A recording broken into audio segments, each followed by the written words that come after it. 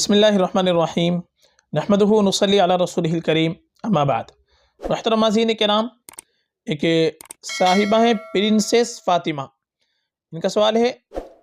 ثمامہ نام رکھ سکتے ہیں بیٹے کا؟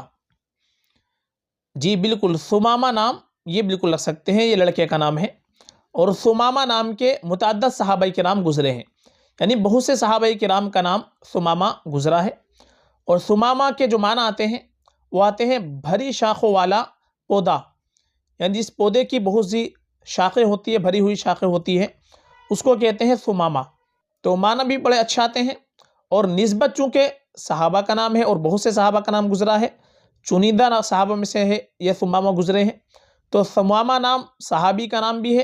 اور معنی بھی اچھے ہیں، تو معنی اور نسبت دونوں اعتبار سے یہ نام بڑا مبارک ہے، یہ نام بالکل ہم رکھ سکتے ہیں۔ اور اس طرح کے نام صحابہ وغیرہ کے نام ہم کو رکھنے چاہیے، کیونکہ حدیث شریف کے اندر آتا ہے کہ انسان اپنی اولاد کو سب سے اچھا تحفہ اچھے نام کا دیتا ہے،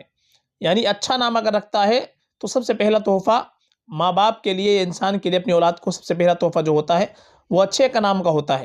اس لیے اچھے نام رکھنے چاہیے، اور اچھے معنی والے نام رکھنے کی ترغیب بھی آئی ہے، اور اسلام اور شرعی اعتبار سے ہم کو ہمیشہ اچھا نام رکھنا چاہیے، اس لیے یہ نام بالکل ہم رکھ سکتے ہیں، معنی کے اعتبار سے، نسبت کے اعتبار سے بڑا ہی مبارک نام ہے۔ فقط واللہ اعلم۔